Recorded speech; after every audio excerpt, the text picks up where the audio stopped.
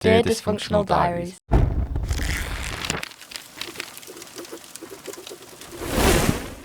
Between the ages of 14 and 23, I was in and out of prison or on and off of heroin. You served one of the terms that you had in prison for supplying Class A drugs, but it wasn't actually you. It was almost you took the rap on the behalf of somebody else. Between the drug dealers and the police, they were all in cahoots. So I got arrested in November of '98 and I had thousands of pounds worth of heroin on me.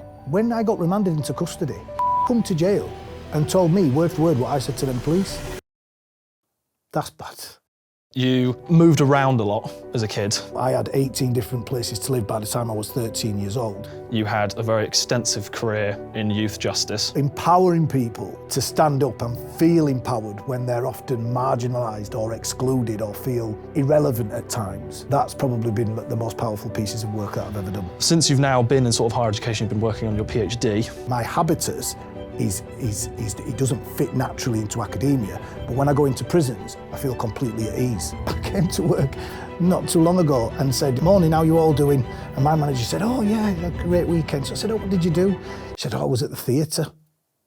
Bro, where I come from, people don't say they've been to the theatre over the weekend. The fact that I've got a loving wife and we've got a loving home, and my daughter has got the privilege of growing up in a safe, comfortable environment. I might get a bit emotional when I say this, right? When I go into my daughter's bedroom on a night and she's safe, that is what, for me, just kind of tipples everything that I've done and makes everything a success. Anyway, we might as well just get into it from here, to be fair. The cameras have been rolling. So okay, thank you very much, obviously, for coming on. I've said this already a few times, but thank you very much for coming on. For everybody watching, if you could just sort of give like a brief little summary into basically what it is that you do, who you are, that sort of thing. Okay, so my name's Andy Brierley. I am a senior lecturer at the university, Leeds Trinity University. I am based in the Criminology Investigation and Policing team. It's relatively new to be in that team, but I've been at the university since about 2021, and so I've been in a number of different roles at the university since I joined in 2021, sorry. Perfect. And obviously before all of that, you had a very extensive career in youth justice, which was 15 years long, if I'm correct in saying 15 years. It is. It is. And before that, which I think we'll probably get into first, because it has a lot of a reason to, I think, why you do what you do, is sort of your upbringing and sort of how life was when you were younger, because you were in and out of prison a little bit. And is it still called prison when you're under 15, or is it a different name? So under 15 you'd be secure children's home. So Right. you were secured between the ages of 10 and 15. If you then go to, they'll call it a young offenders institution, but effectively a young offenders institution is run by His Majesty's Prison and Probation Service. So although it's got higher staff ratio from staff to young person that's in there, it's effectively a prison model. Right, Yeah. Got you. And so I think the main thing would be, first off, to sort of look at what life was like growing up for you. So you didn't have you had quite a tricky upbringing, Yeah. to put it lightly. Yeah. Your mum had you when she was only 16? She was 16. My mum, she had an unfortunate set of circumstances because she was sexually abused, and her mum, my grandma, who's passed away now, she had mental health issues, and that was potentially caused, or at least correlated, with the domestic violence that she was exposed to by my granddad, so to speak. And then when he left, she could no longer cope with the 5 children that she had. So all the children went into the care system and went into different parts of the care system. So when my mum fell pregnant with me, she was actually living just outside of Leeds in a residential home, and she didn't like being there. So I've worked in youth justice, so I work with young people of that age in the care system. So she was continuously running away, going missing, did what young people do with the person that it's weird saying dad because I never met him. Yeah. But he was also 16, and as far as I'm aware, he was from quite a functional, stable family environment. So what I'm piecing together, what I know, I think his mum said, come away from that situation, because it was going to have negative consequences for him. albeit that wasn't productive for me because then obviously my mum was only 16 years old and in care and had very little support and wasn't really...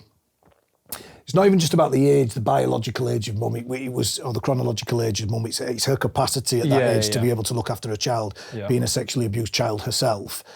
So I would argue that had implications for me then growing up developmentally. Yeah, well, I remember I've read through your autobiography, which I'll put in the link to this video when it comes out, because everyone should read it. It is very interesting, even though I didn't get to do it in whole. I will do after this. But you moved around a lot as a kid. It was quite, and it wasn't to the nicest of areas. It was sort of, you grew up in sort of like mainly council housing and that sort of thing. And you grew up with quite a few different male figures that would sort of come back and leave as they sort fit. At one point, I remember that as I was reading it, one story that I found sort of quite extreme was that when you were 5, and obviously you're the oldest of your siblings. I'm the oldest, yeah. So when you were 5, you were found by police 2 miles from your house. And they brought you back. And when they brought you back, I think it was Benny, who was your Well, mum's... the names were all changed, you see. So when I wrote that book, I kept all the names the same. I never wrote a book before this. Right. So I wrote all the names were the same. When I sent it to the publisher then changed everybody's names. So Benny, Benny was Barry. He was the dad of my 2 youngest siblings. Right. So my mum then went on to have 5 different children to 4 different men. And the guy you're speaking about, he was a perpetrator of domestic violence towards my mum, but he was the one consistent relationship for a period of time. But my mum had needs, developmental needs, and just a need to be loved. And the world that she lived in was quite an unsafe world. So, you know, she had children, and I think she got that unconditional love from us because we're children, right? However, when she was reaching out to men, because we've all got needs as human beings, particularly as adults, she wanted to be loved, but being a woman on benefits with very young children who had a high level of complex needs, she attracted men with high level of complex needs. And the needs manifest themselves, so trauma manifests themselves in different ways across genders, right? So mum's trauma manifested in itself in a certain way, but it wasn't through violence. But the men who came into the house, they'd also experienced dysfunctionality and trauma, but the manifestation of that trauma is very different for men. And men can become violent, men can become ignorant and have bad attitudes and commit crime or gravitate towards substances. But I think the underpinning kind of correlate there, so to speak, is dysfunction and childhood trauma. And so, given that obviously there were all these different aspects when you were growing up, especially between sort of like your relationship with your mum and the regular change of male figures and the constant moving around, what for you do you think impacted you most out of those sort of 3 areas when you were growing up? Okay, so there's a guy called Yuri Bronfenbrenner. He talks about, in the 60s in America, up till that point, we kind of thought that, you know, when people were poor, that there was something biologically inherently wrong with them. But Yuri Bronfenbrenner was a psychologist who went to the Congress and made an argument that actually there's some environmental things that are going on. Now, he broke that down into what he calls an ecological systems theory. And so you've got different levels. It's like an onion. It's got layers. So he argues that the first system is the micro system, and that micro system is the people that you come into personal contact with in your life. So it would be your parents, your siblings, your neighbours, your teachers, your people, interpersonal relationships. And then from that you go to the meso system, the exo system, and the macro system, which I won't go into too much detail. But even looking at that ecological systems theory, what I think when people talk about system, and I've been kind of in and around the criminal justice system for a long time, I think people talk about a system and they're talking about the criminal justice system or the social care system or the political system. But actually, the biggest impact on childhood development, what we know through science, is that micro system. If that micro system isn't functioning, then children don't develop well. Now, for me, as an anecdotal experience, as you've pointed out, I had 18 different places to live by the time I was 13 years old. So what that meant was that I was completely dependent as an attachment relationship on my mother. Now, I've got a relationship with my mum today, but she's always had capacity problems. So as a developing child, if that's your dependent relationship, man, you're in trouble, because it can be mitigated if you've got that kind of attachment relationship with a parent that's got capacity problems. As long as you're stable and maybe in a kind of an environment that's not conducive to violence and substance misuse and criminality, then maybe that having relationships with neighbours or with teachers at school or with the youth club or with brownies and stuff like that, scouts, for example, then that could mitigate it because you're getting those attachments elsewhere. But for me and my siblings, because my mum just constantly moved through from one reason or another, and she didn't subconsciously, she had no idea what she was doing to us as children, that had profound impacts. So what I talk about in my second book, Connecting with Young People in Trouble, is that for many of the young people I've worked in the youth justice system, they've had this double whammy. So there was a massive study in America done by Vincent Felice and Robert Ander. And so they looked at 17,000, biggest study done around childhood trauma. 17,000 participants, and they allocated or recognised 10 adverse childhood experiences, so physical abuse, emotional abuse, sexual abuse, household dysfunction, parental incarceration, etc. And what they found was quite profound. They found that the more of these adverse childhood experiences children were experiencing, the more likely through adulthood, through the life course, they were likely to have substance misuse. They were more likely to die earlier. So this is population level study. So I'm not saying that I need to go running around trying to work out what I'm doing with my pension. Yeah. But at population level, this is quite profound knowledge. But going beyond that, so go back to your question. Your question was what was the most profound impact? It wasn't the adversity. It's the double whammy that children experience when they have high levels of dosage of these adverse childhood experiences, but they don't have what I would argue buffers and mitigates that adversity, which is caring, nurturing, consistent adult relationships and attachments. So like my child, for example, she's 8 years old. I buffer any adversity that she's experiencing. She still experiences it. You will still experience adversity. Yeah. We all experience adversity.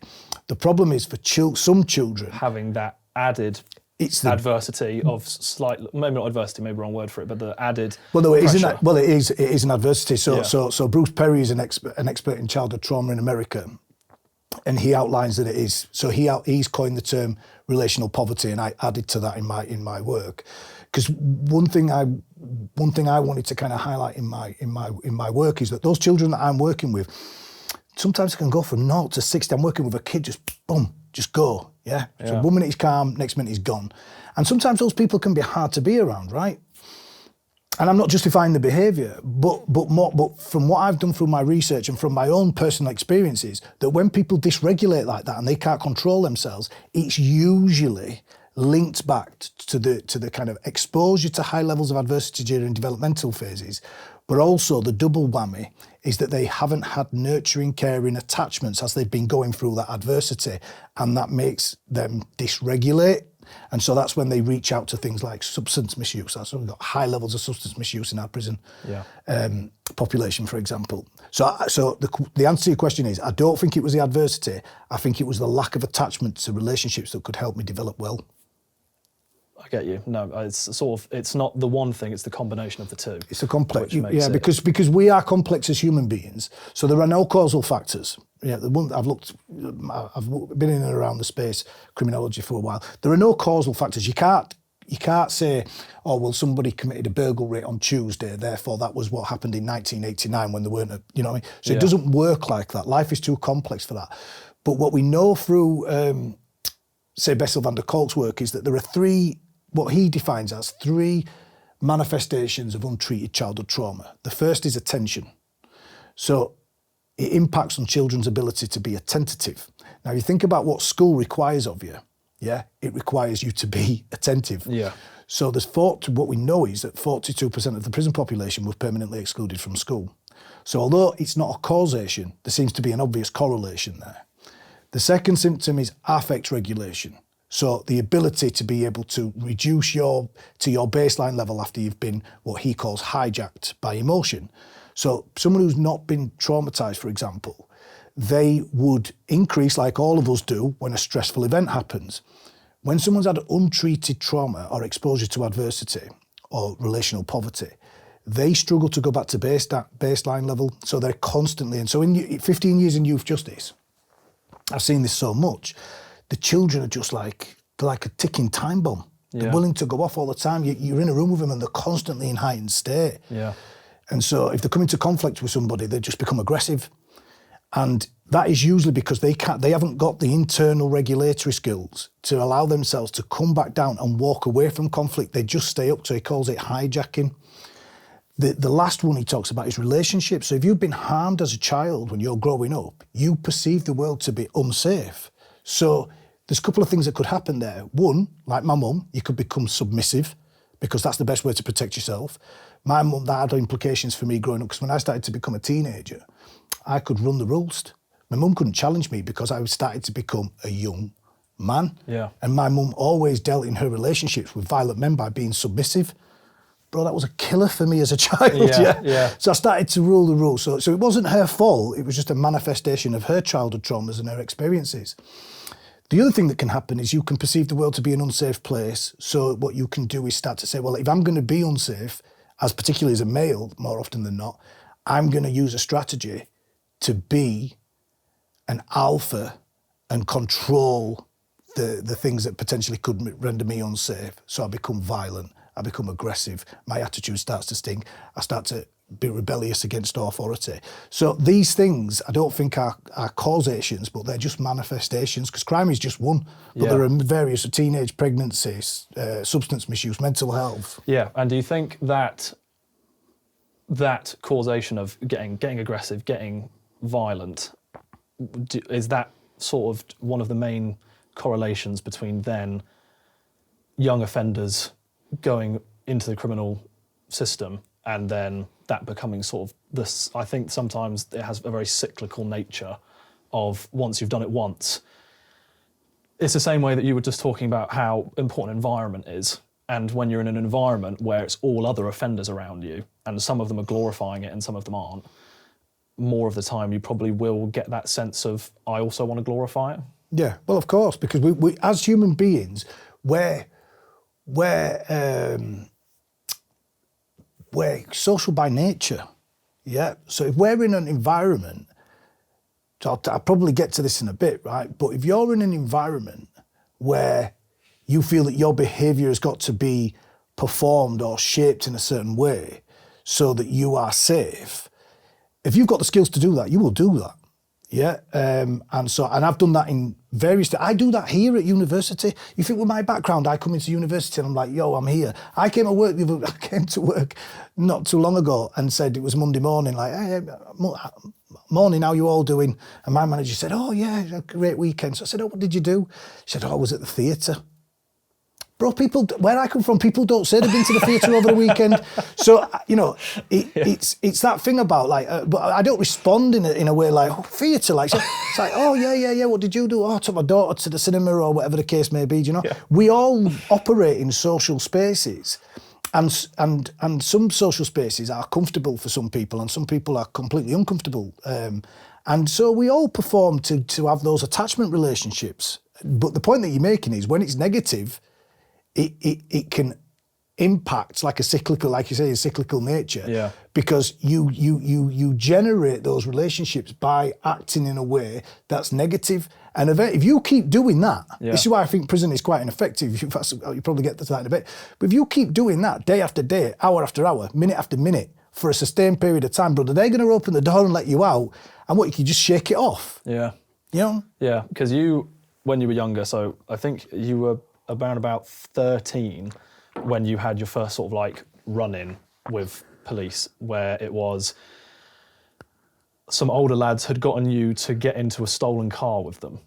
Oh, I think I was younger than that. I was on Lotland Moor, yeah. And basically, they ended up not wrecking the car, but they stole the car, drove it around, did what young kids do when they do that with the car. Well, they burnt it, didn't they? I think they burnt it. They burnt it, yeah. And then you'd run off, everyone would run off, and then about an hour later, there was a police helicopter circling, and suddenly you'd been taken in at whatever it was, 12, 13 years old. Even if it was younger than that, that's still a very young age. I think it was like 10 or 11, yeah. But then Benny, you said the note when, so it was Benny, the same guy that you were talking about before, who put, because I'd been off school, and school was asking why he used to keep me off school to play on PGA Tour of Golf on the Sega Mega Drive. This is the role model, do you know what I'm saying? Yeah. Now, when school said you need to bring a letter in, he wrote a letter because he thought it was funny saying, "Oh, Andy's off school because he'd been playing with himself."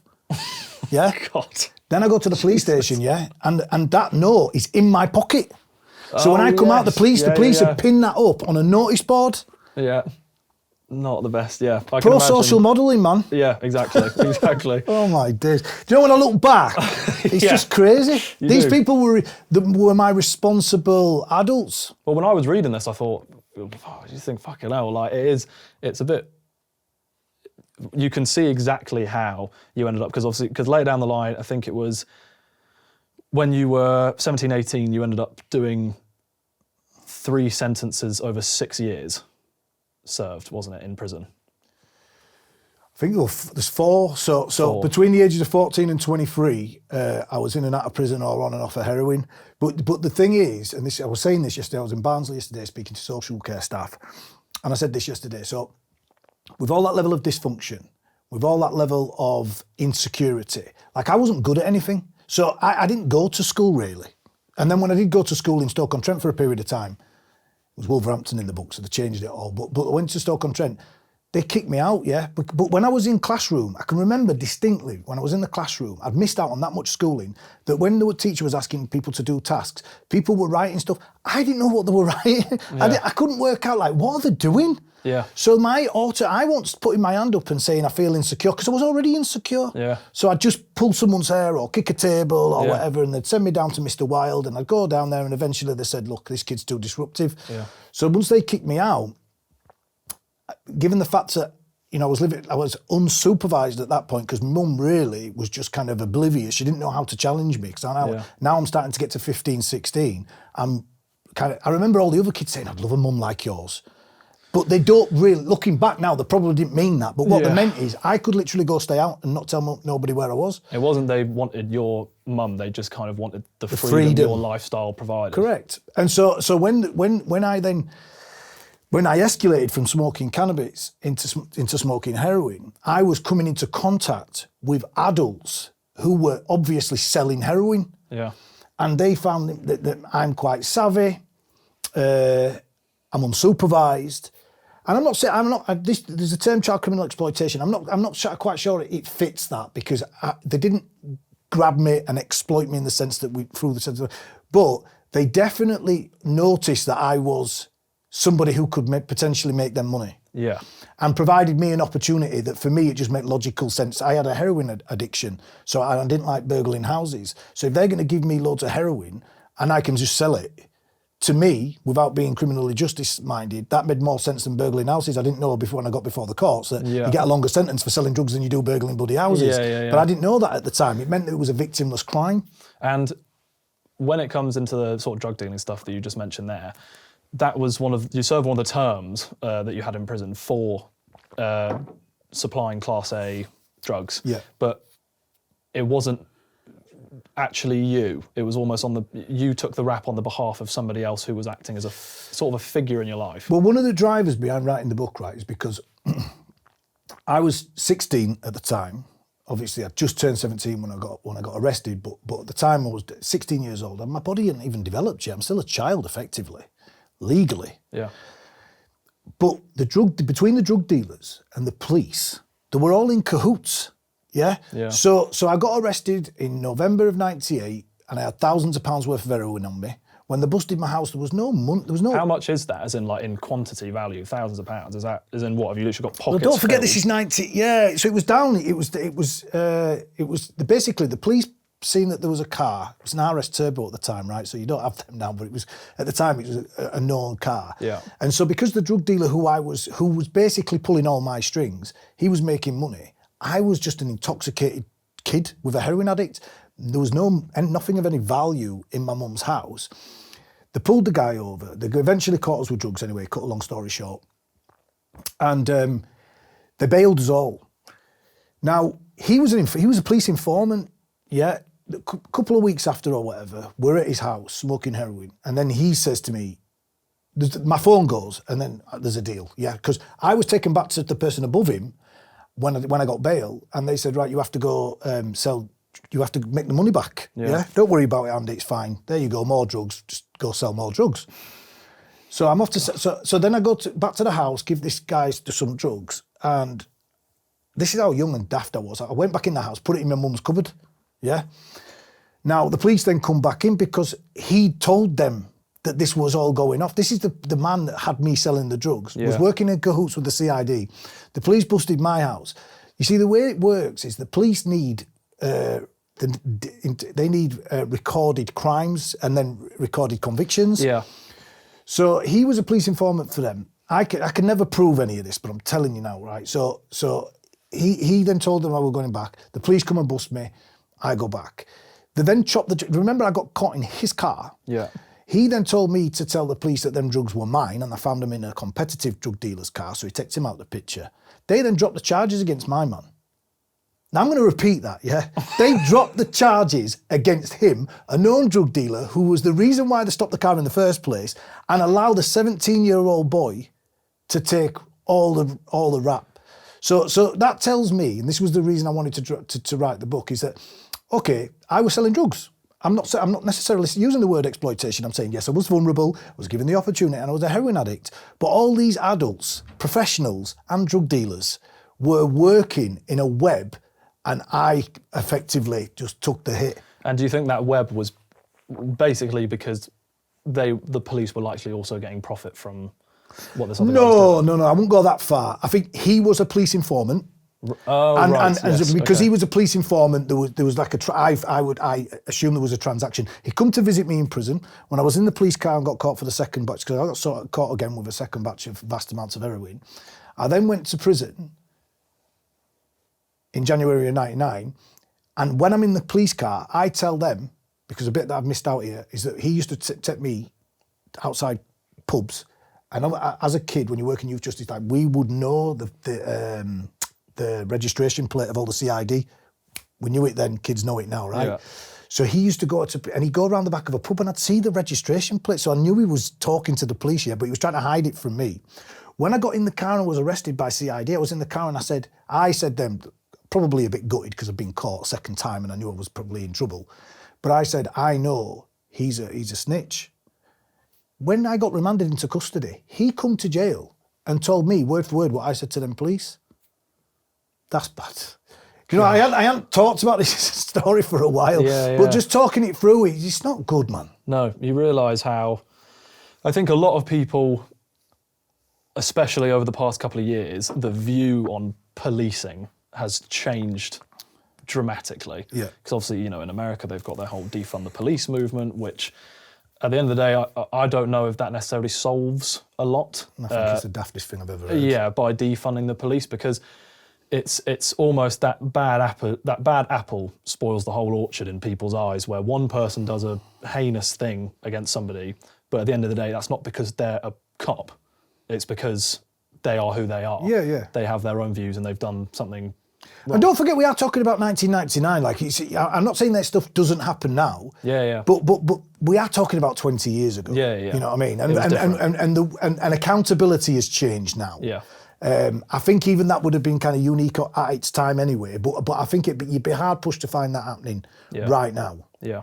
But I think the view, because obviously you were talking about how you were addicted to heroin at one point, going into prison and having that addiction, did you actually get any help, or was it purely just... Well, when I was 17 and I first went to Brinsford, I didn't remember this time, we didn't see heroin, you know, like you see heroin addicts now. So the kids I work with in youth justice, they wouldn't go near heroin, they don't do it until they're older, if they are gonna, because there's so much stigma attached to it, which wasn't the case in 1999. It was a little bit taboo. Yeah.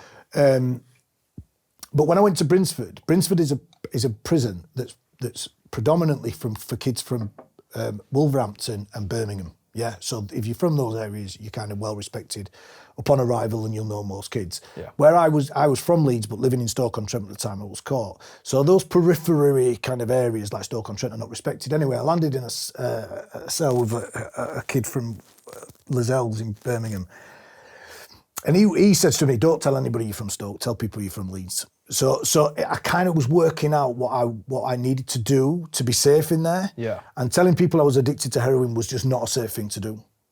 So I didn't tell anybody, screws, officers, staff, nobody. Why would that be? Why would they? Because I didn't want people to know. And I was No, as in why would that mean that you weren't safe?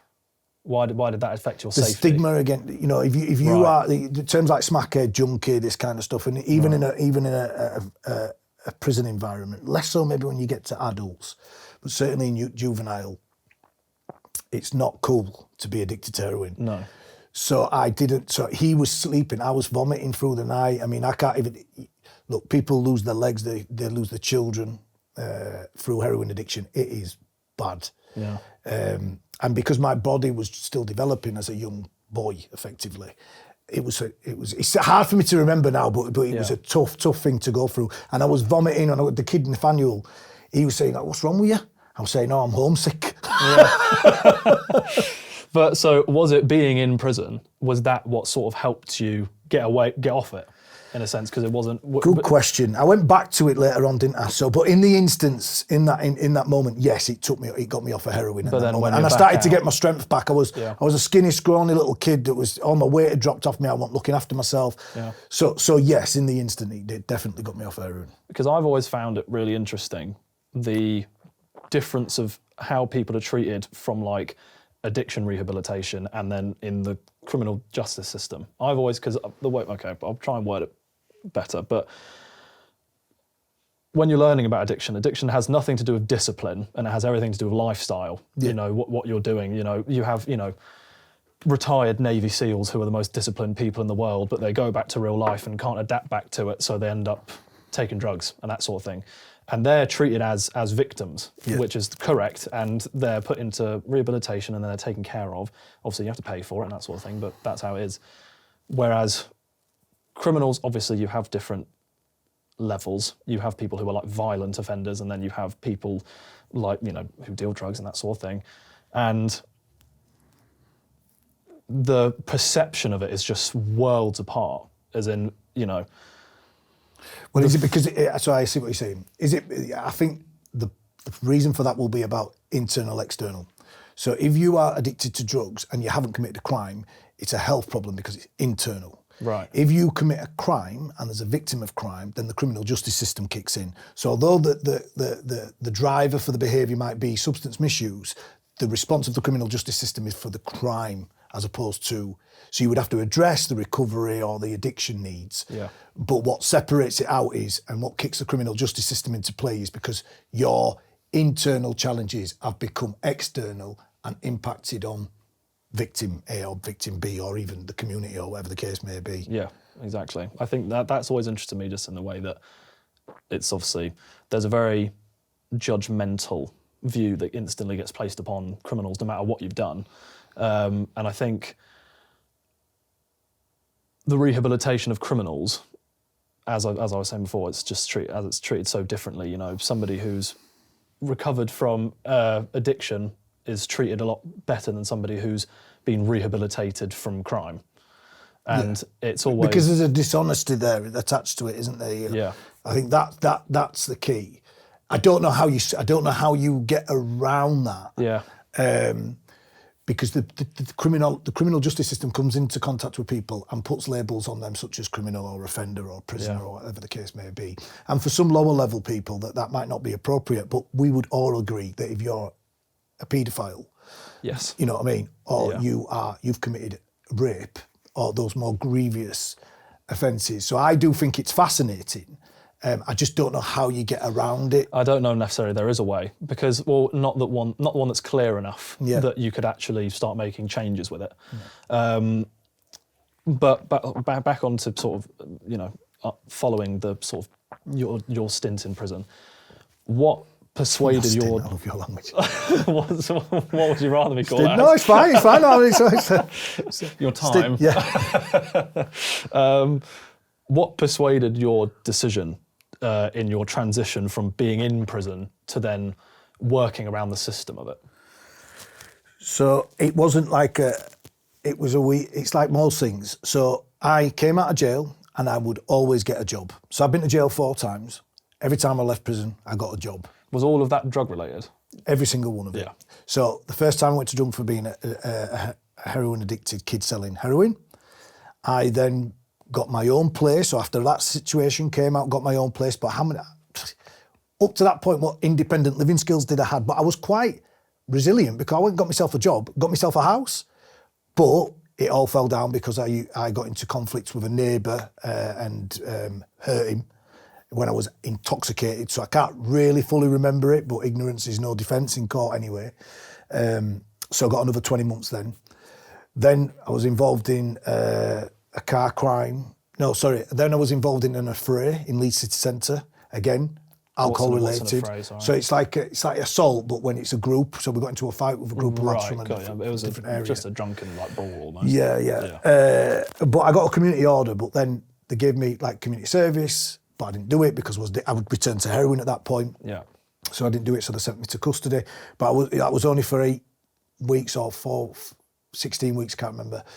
But that wasn't long enough to get me off the heroin, so I went back on it when I came back out, and then I was involved in a car crime offence that was using, we call it an aggravated TWOC. And again, that was under the influence of alcohol. So every single sentence was connected to substance misuse. Yeah. Yet I'd always work.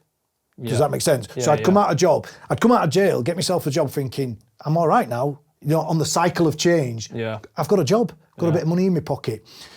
The problem was, and I didn't know this until I came through it, is that my gravitation to substances, whether it be alcohol or heroin, that was a manifestation. This is what I'm saying. It's not a causation. The substance misuse was a manifestation of the level of developmental trauma. And it made me feel, so heroin, for example, I said this again yesterday to somebody. It's like, say, for example, you're at war. Yeah, you're at war. Might be a bit of an extreme example, but bear with me. You're at war, you're scared, it's unsafe. The world, everything around you, bombs going off, you're unsafe. And some meathead just comes up, wraps his arms around you and says, don't you worry, I've got you. And all of a sudden, you feel safe. Someone's protecting you. Yeah. And I think that is a reaching out. The substance use is a reaching out for a solution and obviously becomes problematic. But in the first instance, it's a reaching out to resolve the relational trauma. Does that make sense? Yeah. Because you don't feel a sense of belonging to self. If you don't feel a sense of belonging to self, if you've not got an attachment with yourself, you don't care about yourself. If you don't care about yourself, you certainly don't care about other people. Yeah. So then you can potentially harm other people. Does that make sense? Exactly, yeah. So the reason why, again, criminal justice for me, or the prison system is not particularly effective is because it doesn't help you connect with self. Yeah. It makes you behave in ways that you don't want people behaving when they're released from custody. If I had the answer, I'd be richer than I am now. Yeah. But prison is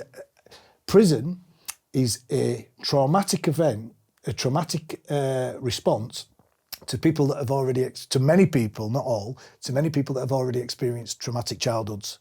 Yeah. And we wonder why it doesn't work.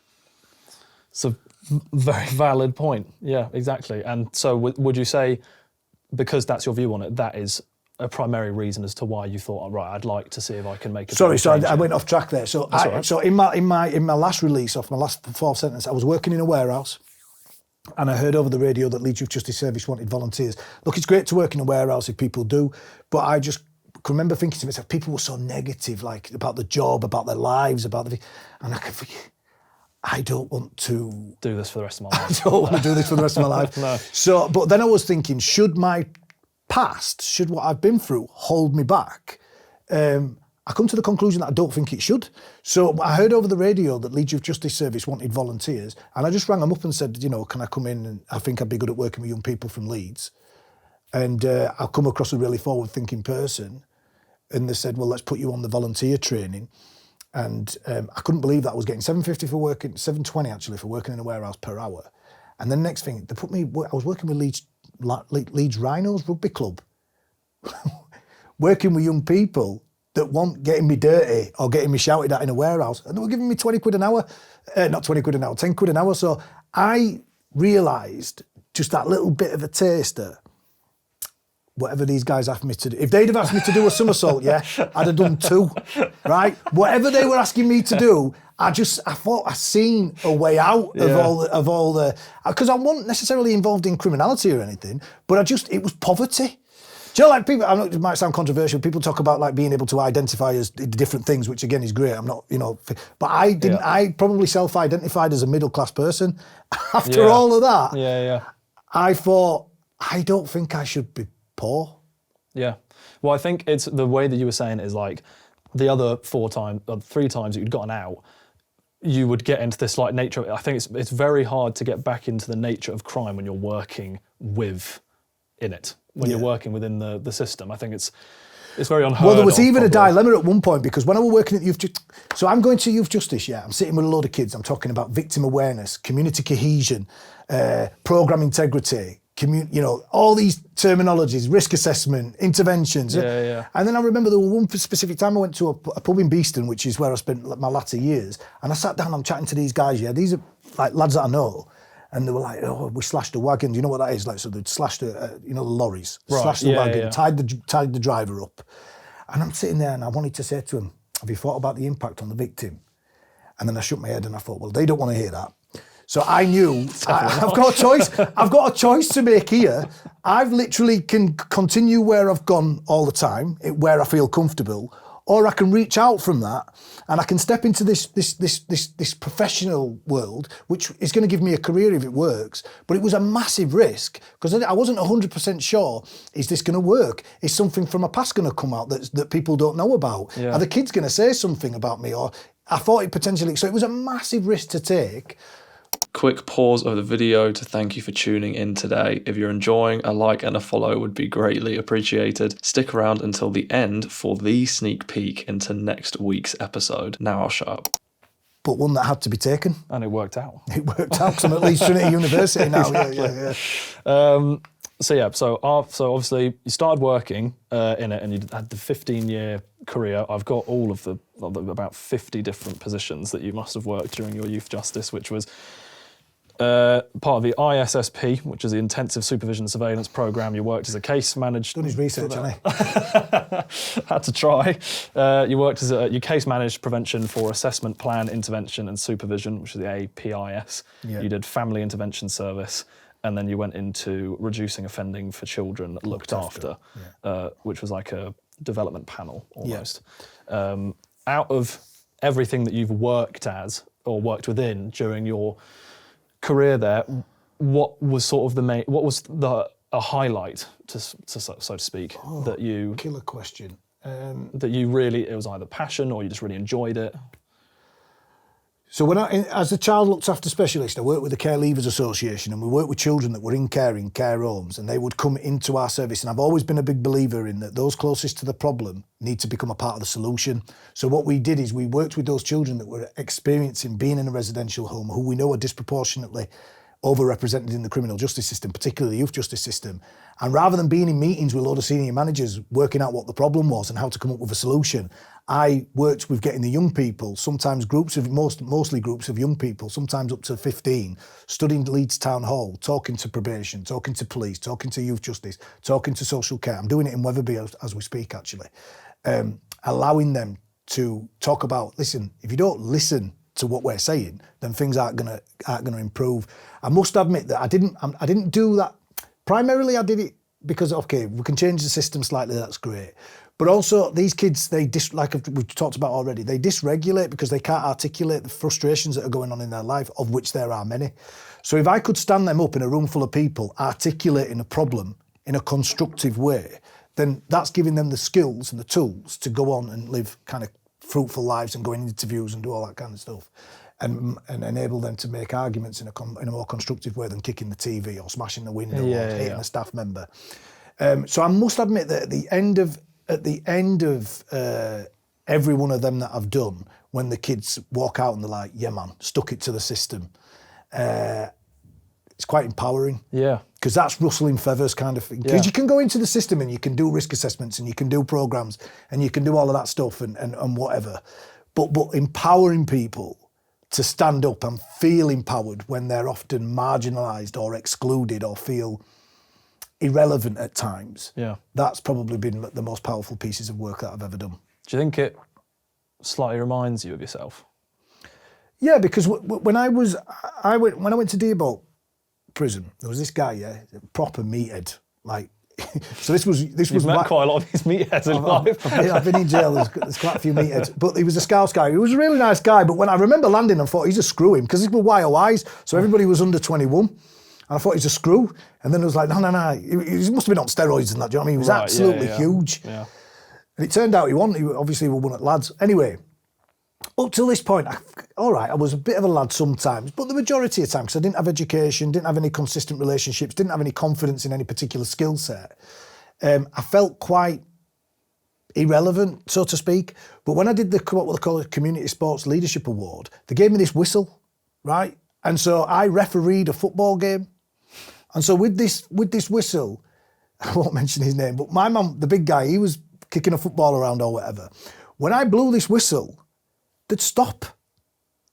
Now, might sound quite trivial that, but that made me realise that I didn't have to be insignificant. Yeah. You understand? Yeah, no, I know what you mean. So this silly little plastic thing here meant that all of them people, big as they were listening to what I had to say. And so that Community Sports Leadership Award and putting me in that position of leadership, I think changed my way of thinking and allowed me to be a kind of internal locus of control person that realised that actually I don't have to be insignificant because I've had a bit of an insignificant childhood. So what I naturally did when I went into practice was try to provide that kind of platform for the kids that I knew was effective for me. Not that one thing works for everybody, but everybody needs to feel significant. Yeah, exactly. And I think especially for when people are transitioning out and they're trying to get into work, I'd be interested to see what your opinion is on it, is the whole thing of no matter who you are, if you've got a record, you have to write it on, not your CV, but you have to show it to jobs that you're applying for.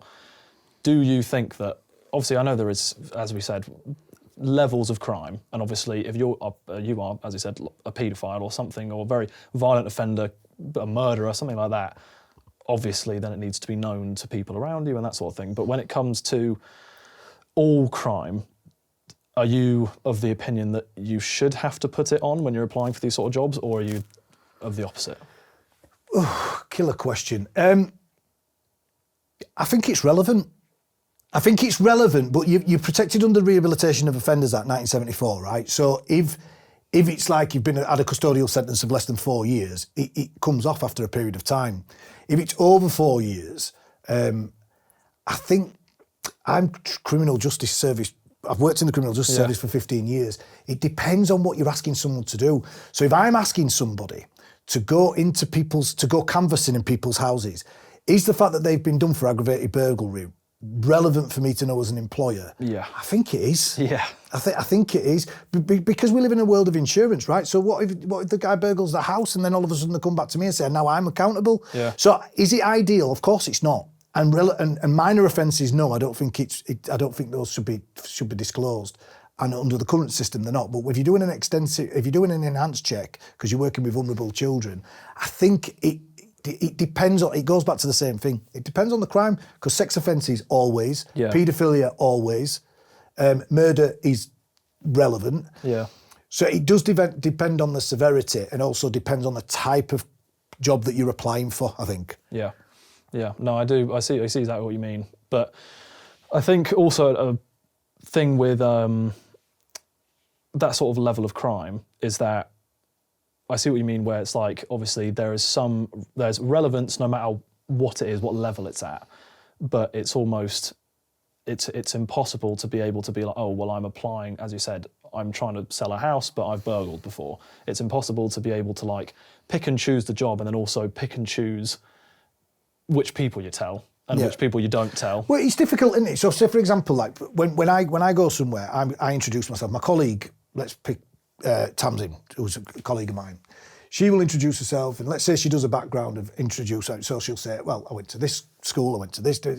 I've always got that conundrum of what do I say? The biggest driver as to why I came in to do what I did is because I've had this background. Yeah. But if I'm in a meetive, I've always got this conundrum where I'm like, how far do I go with this? Do you know what I mean? Because really, what I should say is, yeah, well, you know, I spent 4 years in prison when I was younger, and that drove me into working in youth justice, and then I came and worked in higher education really quick. That's my background. Yeah. But, bro, you know as well as I do, if I land that in a meeting, loads of people are going to be thinking, did he just say that? Yeah. Yeah. Well, people will, if you then go on to say more, they'll still be focused on the first thing that you just said, because they'll be sat there. It's like a bomb, innit? You're just dropping a bomb in a professional meeting. But that's what I mean, because it's that judgment, which is what I was trying to get to before. It's that judgment of, I think a lot of people, my mum is like in love with like true crime. Like she watches everything, and and whenever it comes to like she was obsessed with like the Oscar Pistorius case in South Africa, which she was sat there being like, oh, I don't think he meant it. And me and my dad are sat there like, shot his girlfriend through a door.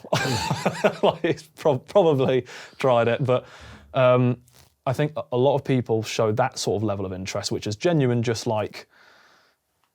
interest in what's going on. But then other cases, it's what's actually, what are people actually thinking? Because I think a lot of people actually just tend to judge. So I'll talk from my perspective. Yeah. I control the narrative. I control it. Yeah. If somebody's going to judge me because of my background, then you've got to. That problem lies with you. It don't lie with me. Yeah. So I will control it. So where I think it's relevant, I will introduce it into the context of the conversation as organically as possible. Yeah. Yeah. Because I've got a responsibility to say to make people aware that you can have these background and these experiences. So, for example, someone will say to me, Andy, when did you change? And that's the wrong question. It's the wrong framing of the question. So I've got two brothers. One's in prison at the moment. The other one's not in prison, but struggling in life. Both my sisters have had social care interventions. Both my brothers have lost their children. They've been adopted. So that tells me that the level of dysfunction in my childhood, it doesn't mean I changed. It means that for one reason or another, I didn't give up. I didn't allow the adversity to beat me, right? Now, I think this, going back to the beginning about adverse childhood experiences around relational poverty, I believe, and this isn't criminality necessarily because nothing's causal, but I see it as a public health problem. So, for example, if you get two people that got cancer, one person survived, one person dies, you wouldn't say the person that died just wasn't resilient. Yeah, you would say that actually both of them had something, a health issue, and for one reason or another, one person made it through and one person didn't. Yeah. I think I would explain my family situation like that. Yeah. So to just say, oh, Andy, you're more resilient, or you made a choice at one point, that's okay, that's interesting, but that's you doing that. I'm not doing that. My brothers aren't bad people. One of my brothers was sexually abused, I wasn't. And two children growing up in the same house don't grow up in the same environment because subjectivity matters, perception matters. So anyway, so going back to the conversation that you were talking about there, is that I'm okay with that. Yeah. I can live with that. I don't carry this stigma because I'm okay with the fact that I've got my own narrative. I can understand why I did what I did at the times that I did it, and I'm no longer in that situation. Yeah. So I just need to, you can only control what you can control. If somebody else wants to stigmatise or label me, then, I mean, everybody could say that, couldn't they? People in minority groups, they get labelled, and women sometimes. So you've just got to kind of control what you can control and go on about your business as you can go on about your business, because you can't control how other people respond to you. Yeah, exactly. And so from the youth justice work, you obviously then are now into the higher education side of things, and you've told me once before sort of actually how that came about, which was basically that... Chance. Most of my life's been a chance, really. Yeah. And since you've now been in sort of higher education, you've been working on your PhD, which I read what you were writing about, and I tried my best to understand exactly what it was. But obviously it is quite in-depth what you're writing about. It's a PhD. But what you're currently doing is you've got an interest in experiential peers and whether this type of intervention can support desistance or impact on recidivism, which is the focus of your PhD. So what I want, basically, breaking it down, what do I want to look at? Well, basically. Okay, so when I went into work in youth justice, right, I would be in a room full of management, and once I learned the language, assessment, intervention, recidivism, all this language, that jargon that you've just put out there, I can walk into a room full of professionals and I can manoeuvre into that, right? However, when I walk out of that room and walk into a room full of young lads that have just come out of prison, my behaviour changes. Yeah. And I didn't know it at the time. Which is quite a skill in itself. It's a skill. And this is so when I'm looking at peer mentors, as they're called in the literature, I think they've tried to assess why peer mentors are so effective, and they've completely missed, Right. in my opinion. Okay. So I think they're looking at things like it's a reduction. I'm not saying these are wrong, but peer mentors reduce stigma, as we just talked about. Yeah. They can provide hope and visual examples of change. Again, all true. One kind of a scholar that I respect a lot, and it's on the money to a degree, she said she found that peer mentors can care, listen and encourage small steps towards desistance. Desistance being the kind of causal process around why people who persistently offend stop offending, right? So care, listen and encourage small steps. But here's the thing. Any professional can care, listen and encourage small steps. You, interestingly enough, have just used the word skill. It's not used in the literature. So here's the thing. There's a guy called Pierre Bourdieu. He's a French sociologist. He coined the term habitus, amongst other concepts. He's big, one of the most cited people, right? So I'm not going to pretend to have read all his work, but one of these concepts it's called habitus. Now, habitus is what we devise as our habits, our predispositions, our behaviours, knowledge, epistemologies, worldviews, etc. And that comes from where you've been in culture, and it transitioned with you across different social contexts. So that soon as I read that, I was thinking, wow, okay, this speaks to me. Because going back to when I said, well, okay, give you an example. Examples are really good. So I come into work, say, morning, how's everybody doing? And I get, oh, I've been to theatre. Brilliant, you know? Brilliant. Theatre. Theatre, yeah. Wherever I wanted to get in life, I've arrived because my people go to the theatre, right? I'm middle class, buzzing, right? Okay, how's that going to go down if I walk into a holding room in Leeds prison with a load of grumpy arse men who've just, on a Monday morning, just going to go on to a visit? And I walk in there and I say, morning, how's your weekend? Yeah. I went to the theatre. Right. So the point I'm making there is that if desistance is a social process between there to here, persistent offending to pro-social identity, pro-social behaviour, there's loads of theoretical explanations around how that causal process takes place. I'm not concerned about that. I'm concerned about the fact that there is a process. Right. So this idea of habitus interests me because I would argue that when even though I've stopped offending, when I go into Wetherby, my habitus hasn't changed. Yeah? Totally. So my habits, my behaviours, the way I would go in, fist bump, fist bump, fist bump, language, behaviour, my posture, my habitus, it stayed with me as a skill, as a tool. Yeah. Now I pull that tool out when I need to. Yeah. When I'm teaching here at the university, it's got no business in the room because the university students don't need that. Well, in fairness, it's useful in any scenario, isn't it? Because even the fact that you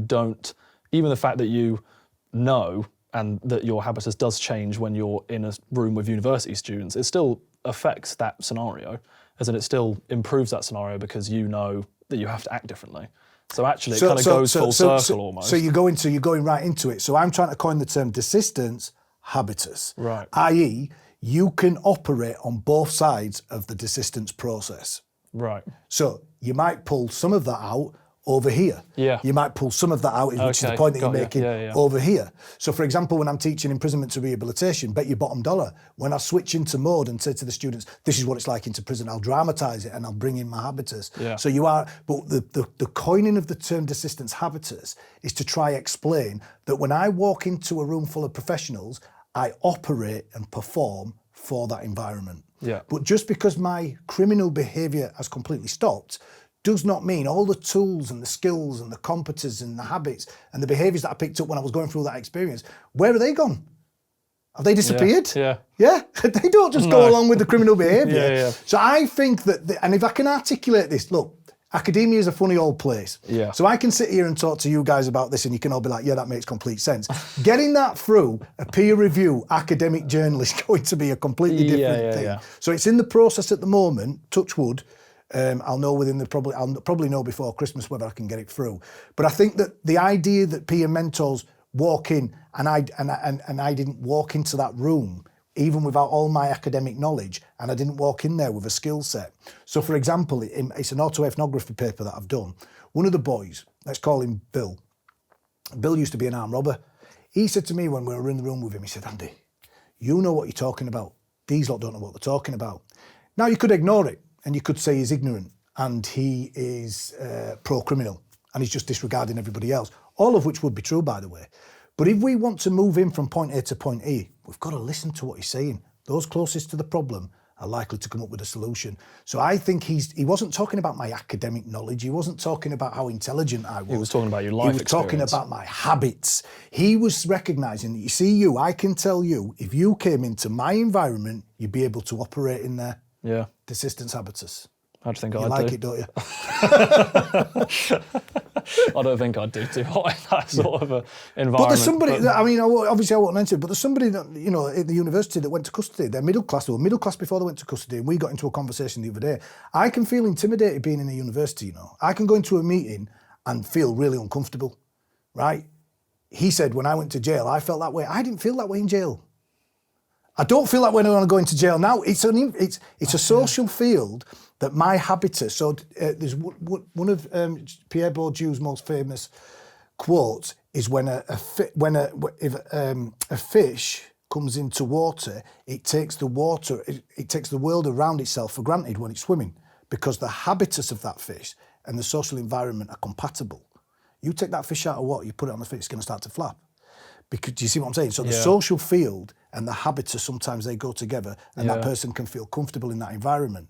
That's why I think I don't feel entirely that way in academia, because it's my habitus it doesn't fit naturally into academia. But when I go into prisons, I feel completely at ease. Yeah. That's why that traps a lot of people in the lifestyle that I was once in. Yeah. Because if you take stigma, for example, like when I used to get out of jail, the environments that I used to go into, and this might sound a bit controversial, right, but I'm just going to be honest with you.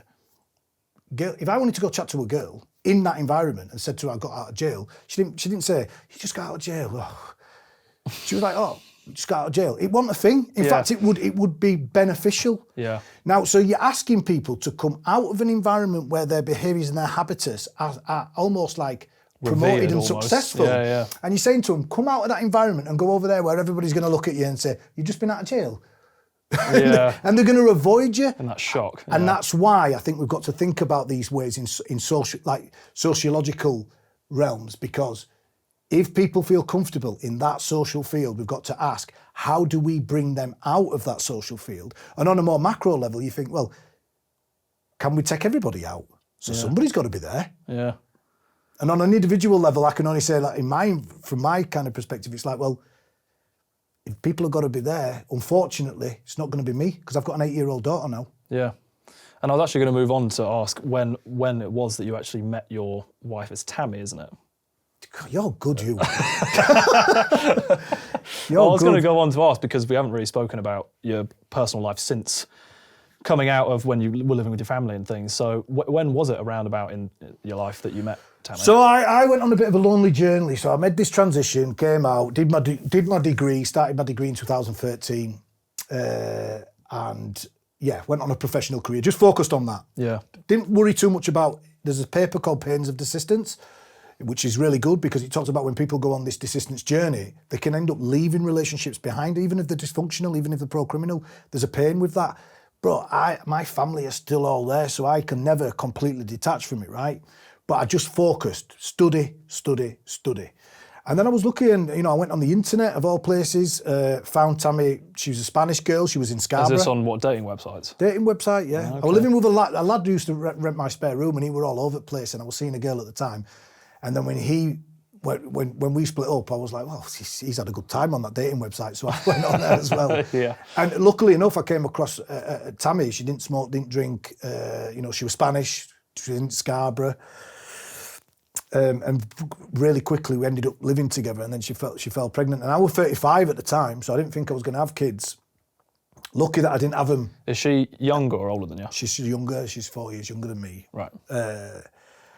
And yeah, I suppose I was really lucky because obviously my brothers aren't in the situation, they've had their children removed, but Isabella's going to be middle class in every sense of the word. She came into my life at a point where, I'm married now and, breaking that cycle of, look, my mum were in care, we went into care, I've got nephews and nieces that have been removed and adopted. And that's what I'm saying, this idea of people just making choices is fine because you make choices on an individual day. Yeah. But trauma is not a choice. People don't opt into childhood trauma. Yeah. The manifestations are not necessarily, I think, are public health issues. But my daughter now, touch wood, I've been able to raise her. The most successful, you asked me a question of what my most successful, I might get a bit emotional when I say this, right? But my most successful professional career, well, I've done lots of stuff, wrote 3 books, but when I go into my daughter's bedroom on a night and she's safe, yeah, so every single night I walk in, kiss her on her head and say, "We love you, Isabel," every night. I always ask her, "Do you hear me?" She said, "No, I don't hear you." Right, but every single night. But the safety that I never knew as a child, I never knew safety. It was always violent, it was always chaotic, it was always dysfunctional. I didn't know what was happening from one day to the next. You can't grow up like that as a child. You will have problems, any child. The fact that I've been able to provide safety for her, she will never know how lucky she is. She will never know how privileged she is. She might, because of conversations that we'll eventually have at some point. Put it into perspective a bit. But forget all the publications, the PhDs, none of that. It's just materialistic. It could all be. I could decide not to work at university tomorrow. Yeah. I sometimes debate that in my brain. Yeah. But the fact that I've got a loving wife and we've got a loving home, and my daughter has got the privilege of growing up in a safe, comfortable environment, going back to relational poverty as a concept, she's now got relational wealth. That is what, for me, just kind of tipples everything that I've done and makes everything a success. Yeah. And how did you find it, sort of, when you first became a dad? I mean, it's quite a broad question, but obviously not having that father figure while you were growing up. It's the most amazing thing I've ever done. Hardest thing you'll ever do in your life. Oh, you know what I mean? Like, listen, I'm telling you, it is a tough gig, right? But it's magical, and everybody should be entitled to have the parenting experience I've got. And it just kills me, and there's a guilt there that all my siblings haven't been able to have it. But we can't solve the world, and we do it one bit at a time. They've still got me. I'm still a role model for them. Yeah. I'm still, I still see them, and I still love them, and I still be there for them, and I'll always be there for them. But we can only do one brick at a time, can't we? Yeah, exactly. I can't lie. I think if I was like, because obviously, how old's your daughter now? 8. 8. So I think obviously when she grows up, obviously she will start dating and these sort of things. You are quite an intimidating dad, I feel. I feel like. I think so. I feel like not you are the most like happy, genuine person. Yeah. But I think just like the stature, because I mean, was it in prison that you sort of started getting? I've always been in the physicality? gym. Yeah. I've always liked the gym. Yeah. Since prison. Yeah. So yeah, not before, but when I went to prison. Yeah. So I think it would be slightly like. But if he's a good guy, I welcome him to the house, Yeah. sit him down, he'll become my friend, do you know what I mean? And we can all get along happy as long as everything's good. But yeah, I'm not going to lie, like if you don't treat her well, then there'll be a problem. She doesn't see me as intimidating. She thinks I'm an irrelevant old man with no hair. She doesn't. With no hair. Yeah, no, it's good, but it's great to see that you what there must have been some stage at which you probably looked at it and you maybe before you had her or when she first came to be, that you sat and thought like, God, like, will I know what I'm doing? In terms of parenting, Yeah. I think everybody has that. Everybody has that, yeah. But it's not about. I don't think it's about your skill set or your parenting style. I think I go back to the same thing. Have you got the community and the resources and the capacity to raise the child? If you have, then you'll do a good job. We all make mistakes, Yeah. but it's when people like my mum don't have the capacity, the relational environment, or the ecological system to keep a child safe, then that's your biggest problem. Yeah. And going on to obviously the future of what, speaking about your daughter growing up and things, when it comes to like your professional work, after this PhD and after it's all been completed and that sort of thing, is there any preference of because you've changed what you've done quite a lot of the time, and so is there any preference as to what you'd want to go into down the line? I want to retire, brother. Yeah. My wife wants to go back to Spain. I want to do the PhD. I want to save as much money as I can and try to retire as early as I can. I think I've done some great work. I think I've probably stretched it a bit, actually. I think to go from point A to point B for me, I have gone into acceleration mode, and I think I'm starting to get a bit tired. Yeah. So my mind is now focused on, yes, do the PhD, learn how, I've just gone back to teaching, learn how to do my job well, and then try to get the capital together so I can retire to Spain, probably in Alicante as soon as possible. Yeah, exactly. You're going to have to start doing the typical middle-class white dad. You're going to start golfing soon. Start playing golf. Whatever I can do in retirement. If it's golfing, it's golfing. Yeah, exactly. And so will that be the plan, that it'll be Spain probably? Yes, yeah. You don't have to divulge if she would rather you not, but did Tammy sort of grow up in a similar situation to you, or was hers very different? No, they're from Madrid, but they've got a beach house in Alicante, and he owns different properties. So we talk about it a lot. We're not just culturally different in terms of England and Spain. We're culturally different because she's middle class. And that can be a challenge, if I'm being honest, that can be a challenge, because like you just said, I am very opinionated, I'm very strong in character, and she's the complete opposite. She's placid, and she'll say to me, but she was good for me because she would say to me, Andy, sit down, I want to talk. And I don't want to talk. You want to have an argument? We'll have an argument. But I needed that to bring my sensitive side out, because when you go through the experiences in life that I've had, I don't even know it. My habitus can become quite assertive, and I can walk into a room and project myself. I don't mean to do that, It's just... You have to. Yeah, you have to, because I'm not physically tough. I'd argue against the physically tough part. No, but what I mean is, I don't like violence. No. But what I'm saying is, when you're in custody, the easiest way to keep yourself safe is to make everybody in the room think you like violence.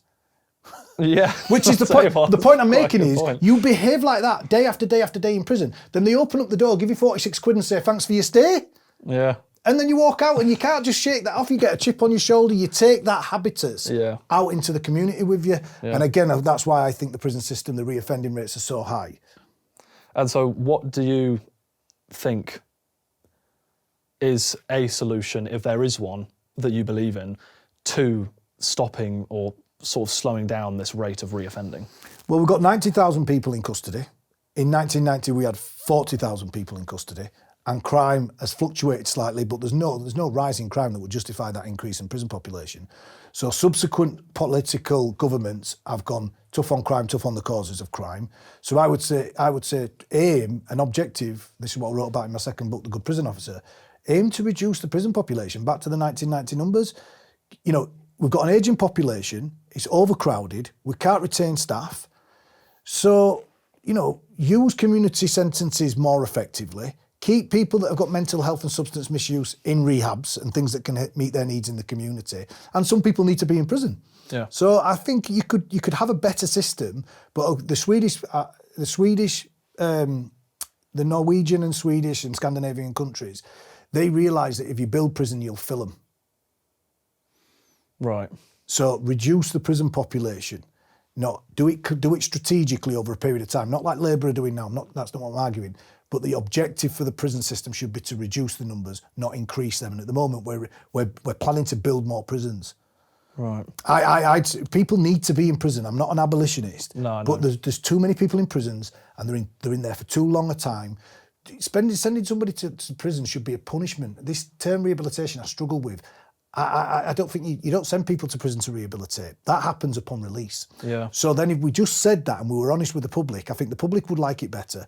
Send them to prison for a period of time to be punished, shorter periods, then they come out, then they get rehabilitation. Yeah, I think that is a massive, because in fairness, I think now that you've just said that, I think that's probably what my view was as well, is I was probably ignorant to the fact that, rehabilitation starts when you get out. It starts when you get out. You can't yeah. rehabilitate people in prison. It's a silly, silly way of arguing. No. But people, they would say, well, you can't talk about punishment, you need to talk about rehabilitation. No, the public actually want people punished for crime. So stop using the word rehabilitation, because you're creating a myth and you're making the public think that they're going to prison to get rehabilitated. Just be honest, call it punishment, and then when they're released, the rehabilitation starts. Because actually, I think the public would be okay with saying, okay, if I've sent you to prison for 2 years, that's your punishment. Okay, give them a job when they get out. Because they've been punished, but we keep using this word rehabilitation. I've just wrote a paper arguing this. We're using this word rehabilitation, and what it does is it presents an image of the criminal justice system that's just not real. Yeah. It's not real. No. I think a lot of it is, when you look at stuff like people coming out of prison, I think it's so much more like I, as you said, community like service and that sort of thing, and communal service, I think is vital for that sort of rehabilitation once you get out. Because I think a lot of the time people do look at it as, I think you even said once, as a quote, which I'm trying to remember, which is that people pay their taxes and just want someone else to sort it out. And so they don't think they have any responsibility. But once these people are out, they're in our world again. Everyone's going to be in the same world. They're your neighbour. Doing the same thing. Yeah. Or they'll be the boy that picks up your daughter, and you know what I mean. So we need to think about. I mean, we're probably going off on another tangent, but we need to think about communities and relationships. And we literally are walking past homeless people in the street now in Leeds City Centre. I walked past somebody the other day, and it took me aback because he's just like this on the floor, and nobody can stop. Not because they don't care, but everybody's too busy. Yeah. So we're all fueling this economy, and they keep talking about GDP and all this kind of stuff, fine. But it's coming at an individual personal cost for our connectedness as human beings. Yeah. We're living in small houses now. You think about our evolution, you know, I don't know, I'm not looking at it in a nostalgic view, but children would grow up against a whole family. Now there's two parents, maybe one child, two children. So in terms of the relational interaction that child's get, especially with social media now, it's a problem. So I think when we talk about rehabilitation and prison and crime and substance misuse and all this kind of stuff, if we took ourselves back, which we won't do, so I'm not saying that we should or that we will, but we're all connected to each other, you know what I mean? Like I'd love to have more time to spend with my brothers, but I just don't have the time. Yeah. You know, I just don't have the time because I'm working full time. I've got my own family circumstances. Do they live nearby, or are they? No, well, one of them's in jail, and the other one, he's 40 minutes away and doesn't have a mobile phone. Right. It's not easy. Yeah. So, but that's what I mean. If not me, then who? Yeah. So I've got a relationship with them, and I see them. I think that probably has a link, going on to what you were saying. It's like, you're in a major city, you're in Leeds, you see a person on the floor, everyone's walking past him. I think that probably has a lot to do with the move to urbanisation with these massive cities. Because I'm from Jersey, which is a very small place, and everyone knows everyone. It's a very small community. And you see a lot more of that. You see a lot more of that community and people not just ignoring people on the side of the road and that sort of thing. Whereas, fun enough, my dad grew up in Yorkshire but then moved to London, and he said it was a massive change. Just the environment and just how people acted and that sense of community, it just goes. Because London is, as you said, such a busy place. People are so focused on money now and raising their wealth while sort of not thinking about the person next door, that it's changed how everybody acts. Well, you could be studying sociology, mate, because that's Chicago school. Louis Wirth found that. So actually, he defined a urbanisation or a city, so to speak, in sociological sense, as, under three factors. So population level, density level, and heterogeneity, so diversity of population. And what he argues is that once you get that kind of urbanisation, what you tend to find is that people go from primary relationships to secondary and tertiary, and the more distance they get, the more likely you are to have an increase in crime, the more likely you are to have an increase in homelessness and all these negative social outcomes, because you don't know thy neighbour. So, you know, you're studying media, but you could be doing sociology. It does interest me, all this sort of stuff. That's why I really wanted to have you on, because all of these sort of like, as much as like, yes, when I'm reading, you know, what you're doing for your PhD and the sort of like more technical words, I don't quite understand. And I obviously have to do a lot more research into it to try and fully understand it, but then again, that's why you're here, to actually explain it.